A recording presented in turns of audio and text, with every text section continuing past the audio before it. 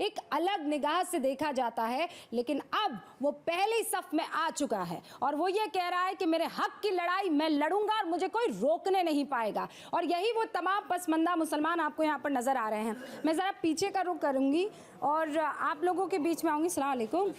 वालेकुम अस्सलाम। कैसे हैं आप? बहुत बढ़िया, अल्लाह। यहाँ आइए ना। तो आप तो सुन रहे होंगे सब जी। कुछ मन किया बात करने का? किसके बारे में? मुल्क के बारे में बात करेंगे, मोदी के बारे में बात करेंगे कि मुसलमान के बारे में? मुसलमान के बारे में बात करेंगे, मुल्क के बारे में बात करेंगे, देश के बारे में बात करेंगे।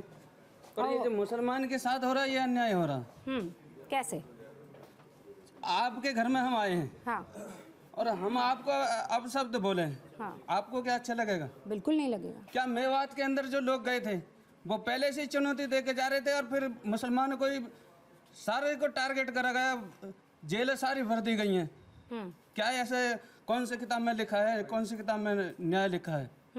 मुसलमान मेवाती पसमंदा हमारा क्षेत्र है, हमारे विधायक जी हैं, बहुत सुकून से रह रहे हैं। क्या मेवात में ही जाके नहीं वो काम होना था? शोभा यात्रा अपने ही जगह भी निकाल सकते हैं, मेवात में कसदन निकालनी थी।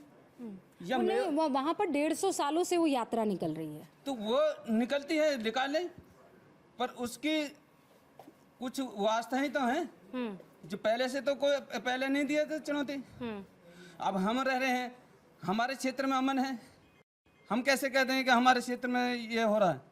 हम देश के लिए सब कुछ करते हैं, हम पाकिस्तान के लिए कैसे करेंगे?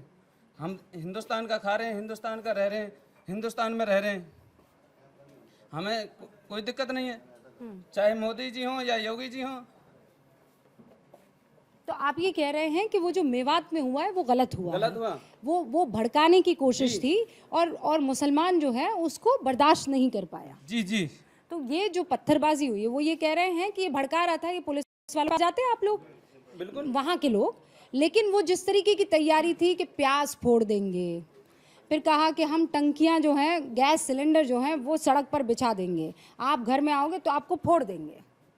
जो कसूरवार है उसको सजा दी जाए, जो गलती कर रही है, चाहे मैं हूँ या कोई भी है, लेकिन उसमें अन्याय भी है। लेडीज भी मारे जा रही है, लेडीज को भी डंडा से पीट के अंदर करा जा रहा है। ये कौन सा कहाँ का न्याय है? क्या लेडीजों ने भी पत्थर बजाया था? घरों में से निकाल के लेडीजों को अंदर गाड़ियों में ले जा रहे हैं। तो आप हरियाणा के मुख्यमंत्री अगर आपको देख रहे हैं तो उन्हें क्या कहना चाहेंगे? मैं तो यही कहना चाहूँगा, जैसे हमारे यहाँ अमन सुकून है ऐसे ही वहाँ भी होना चाहिए। बहुत सही बात। आपका नाम? अब्दुल गफूर। यानी आप कह रहे हैं कि यूपी बॉर्डर पर जैसा सुकून है जी, वैसा ही वहाँ हरियाणा में होना चाहिए। बिल्कुल। खट्टर साहब, ये आपके लिए है। यहाँ पर भाई ये कह रहे हैं कि जब बाकी इलाकों में हिंदू और मुसलमान सुकून से रह सकते, यूपी मॉडल आप वहाँ हरियाणा में क्यों नहीं लागू कर देते हैं कि अमन और सुकून जब यहाँ है तो वहाँ क्यों नहीं हो सकता है? अच्छा, ये मोबाइल फ़ोन पर वीडियो कितने लोग यहाँ पर देखते हैं? वो जो जगह जगह से आते हैं, देखिए 2 हाथ खड़े हुए हैं, सभी देखते हैं ना? हाँ, सब देखते हैं। सब देखते हैं। तो इसका असर होता है कि नहीं होता है? मैं मोहम्मद इस्लाम शकलानी मेवाती बोल रहा हूँ। देखिए, जो हमारे देश में चल रहा है वो ठीक नहीं चल रहा है। एक्चुअली जो गलती कर रहा है सज़ा उसको नहीं मिल रही है। जब अभी बड़े भाई ने बताया था कि हम यहीं मरेंगे, यहीं कटेंगे, यहीं रहेंगे, फिर जो लोग ये बोलते हैं यहाँ से जाने के लिए बोलते हैं, उनके लिए क्या सज़ा है? उनको कुछ सज़ा दी आज तक किसी ने? उनको किसी ने मुँह बंद करा कि आपने ऐसा क्यों बोल दिया? जब हम बार बार हम सबूत दे रहे हैं, हम यहीं के रहने वाले हैं, यहीं रहेंगे, यहीं मरेंगे, यहीं कटेंगे। जो बड़े भाई ने कहा था, अब जो लोग ये बोलते हैं कि आपको यहाँ से जाना होगा, उनके लिए क्या सजा मिली उन लोगों को? क्योंकि उनका मुंह बंद करने वालों को बंदा है। पर आपके पास कभी कोई आया जिसने कहा हो कि भाई ऐसा है, अब अपना सामान बांधो और चलो वीजा लो? मैम, जो बात जो फोन में आती है सब झूठ नहीं आती है। तो नहीं, वो तो वही बात तो है, फोन पर आ रही है। कोई माइका लाल आपके पास आया? आपका नाम क्या है? मोहम्मद इस्लाम शकलानी। हाँ, तो बोला मोहम्मद इस्लाम, बस हो गया, पैक करो बैग, जाओ। ऐसा कोई है जो आया, मतलब पर्सनली किसी ने कहा? सजा नहीं मिलेगी, ये दंगे नहीं रुकेंगे। होता क्या है, गलती कोई कर रहा, सजा किसी को मिल रही है। दंगे रुकने का ना रुकने की वजह यही है, गुनहगार सजा करेगा, उससे सजा मिलेगी गुनहगार को, तभी गलती रुकेंगे, अदरवाइज गलती रुकने वाली है नहीं। और हमारे मोदी जी इस चीज़ में संज्ञान लें। जीता जागता इसका मिसाल हूँ मैं ऐसे हजारों नाम गिना सकता हूँ जो पसमानदा मुसलमानों के आवास बने हैं प्रधानमंत्री आवास योजना के अंतर्गत। ऐसा कोई है जिसके आवास बनाए यहाँ पर? मेरा बना है। हाँ। बना है, मैं गलत ना बोल रहा। हाँ। मैं झूठ बोल रहा, मेरा बना है। आपका बना है? हाँ बना है। कहाँ बना? 300 बने रबूपुरा कस्बा के अंदर। अच्छा। हाँ 250-300 बने मुसलमानों के, एक के ना 250-300। हाँ। क्योंकि हिंदुओं को कम बने, मुसलमानों को ज़्यादा बने। अच्छा। हाँ जी। तो इस मतलब ये मकान बनने से पहले हो सकता है आप कुछ और सोचते हो बीजेपी और मोदी के बारे में? ये बने हैं वाकई, हम झूठ ना बोल रहे इस बात में, तुम्हारी भी इस पे हमको झूठ बोला नहीं चीज़ को, हाँ। हकीकत बता रहे हैं हम आपको। तो मकान बने हैं, लेकिन मुसलमान मानता है इस बात को कि नहीं मानता है? वोट भी देते हैं, मानते भी हम तो पूरी तरह से मानने हैं, और क्या वैसे ही कह रहे हैं हम तो। हाँ। अच्छा, इस बार कितने वोट पड़ेंगे आपको, क्या लगता है? हमारी तो सब पड़नी उनको ही है। सब ध्यान रखें। हर मुद्दे पर बात हो रही है, ऐसा कोई मुद्दा नहीं है जिस पर बात करने से यहां बैठा मुसलमान कतराएगा या फिर घबराएगा या शर्माएगा। मोदी मुल्क मुसलमान, मैं फिर कह रही हूं, सबसे ईमानदार पहल और मंच है जहां पर मुसलमान अपने दिल की बात कह रहा है। और अब इसीलिए बात ज्ञानवापी की हो जानी चाहिए। मेरा मानना है कि ज्ञानवापी के मसले को बाहर हिंदू और मुसलमान मिलकर सुलझा ले, ताकि अरसों तक, बरसों तक वो अटकाने, लटकाने और भटकाने का जो मामला है, जो खाइया पैदा होती है, वो नहीं होनी चाहिए, मेरा मानना है। लेकिन यहाँ बैठे पसमानदा मुसलमानों का क्या मानना है ज्ञानवापी को लेकर, जरा उनसे क्विकली ये पूछ लिया जाएगा। शुरुआत हजरत आपसे कर रही हूँ। ज्ञानवापी को लेकर आप क्या मानते हैं, क्या होना चाहिए? समझौता होना चाहिए, आपस में प्यार मोहब्बत से रहना चाहिए। और ये समझौता कैसे हो सकता है? आपस में मिलजुल कर, मा- हिंदू मुसलमान एक साथ रहकर। हाँ, आपको क्या लगता है? बेहतर तो ये है कि बाहर जितने भी लोग हैं जो बड़े हैं बैठ के निपटा लें, लेकिन जब कोर्ट में मसला चला गया, इसका बेहतर है कि सांसद में एक कानून बनाया जाए जो सन 47 से पहले जो जहाँ जैसा था उसके बाद में वो ही रहे, उस पर राज नहीं चलेगी आगे। ये महजी ज्ञानवापी खत्म हो जाएगी तो आगे कोई और चल जाएगी, कितने ने निपटाओगे। बेहतर ये है कि सन 47 से बाद में देश आज़ाद होगा, उससे पहले जो स्थिति जिसकी थी वो वैसी रहनी चाहिए। मंदिर मस्जिदों, आज हुकूमत मान लो आज मेरी है कल तुम्हारी है, ये मतलब नहीं है कि मैं तुम्हारे धर्म चीज को, धर्म सबका अपना अपना आज़ाद है। धर्म हमारे देश का तो संविधान के तहत आज़ाद है, लेकिन धर्म कोई भी, हुजूर के ज़माने में भी, हुजूर, ये तो हुजूर के ज़माने में भी था, जो गैर मुस्लिम थे अमानत के लिए हुजूर के पास अपनी चीज़ रख जाते। क्यों? गैर नहीं, एक वाकया है, हज़रत उमर का एक वाकया है।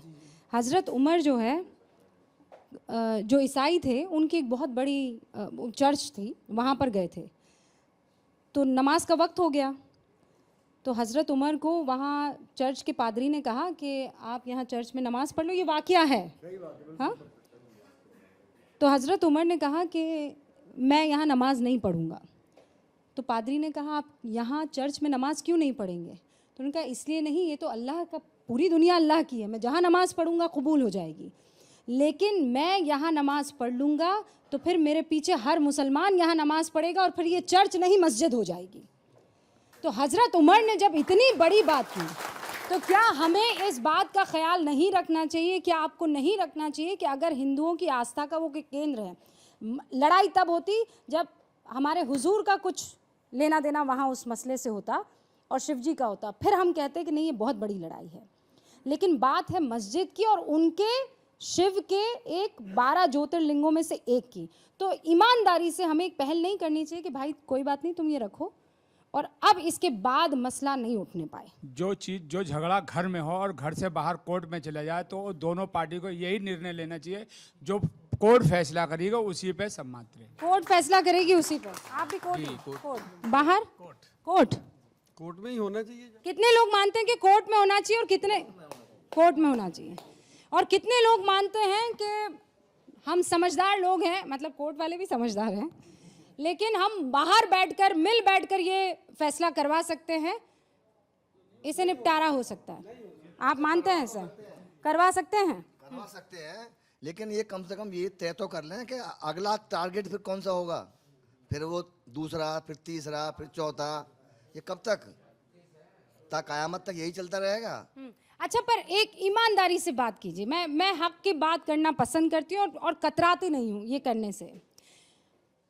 अगर इनका एक नारा है, हिंदुओं का नारा है, क्या है कि अयोध्या तो झांकी है, काशी मथुरा बाकी है। आप लोगों को ये लगता है कि वो चैलेंज करने की कोशिश कर रहे हैं, मुझे लगता है कि इसमें चैलेंज नहीं है, इसमें उनकी फरियाद है। और आप कहेंगे भाई कैसे फरियाद है, कैसी बातें कर रही है बहन। अगर उनको चैलेंज करना होता तो वो ये कहते अयोध्या तो झांकी है, पूरा हिंदुस्तान बाकी है।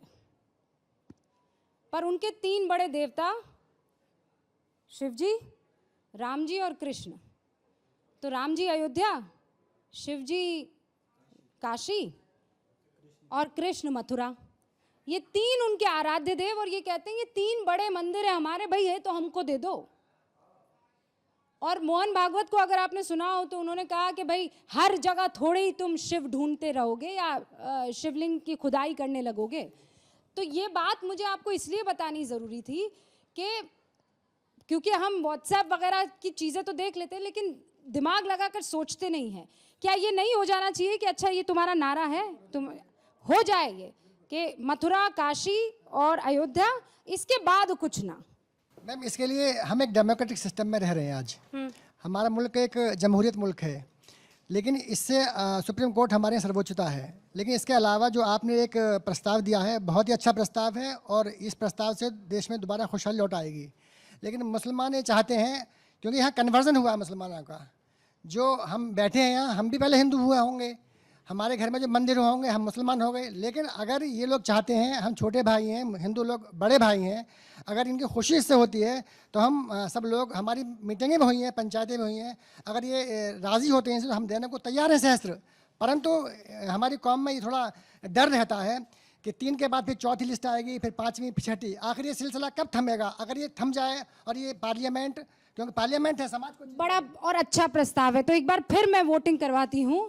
अगर ये 3 बात को लेकर लिखित में कह दिया जाए कि इन 3 पर फैसला हो जाए और उसके बाद किसी और मसले पर बात नहीं होगी, तो आप लोग राजी हो जाएंगे? कौन कहे मैम, एक मिनट, हाँ, इसको कौन कहे? जो हमारे डेमोक्रेटिक सिस्टम की जो पावर्स हैं वो सुप्रीम कोर्ट, पार्लियामेंट है। पार्लियामेंट का एब्सोल्यूट मेजॉरिटी है इस चीज़ को, दोबारा कोई चेंजिंग नहीं होगी और सुप्रीम कोर्ट से मोहर लगाए राष्ट्र। क्या आप इनकी बात से ओके, तालियां हो गई, इत्तेफाक रखते हैं। बिल्कुल सहमत है और ताली इसका गवाह है। हाँ, ताली गवाह है।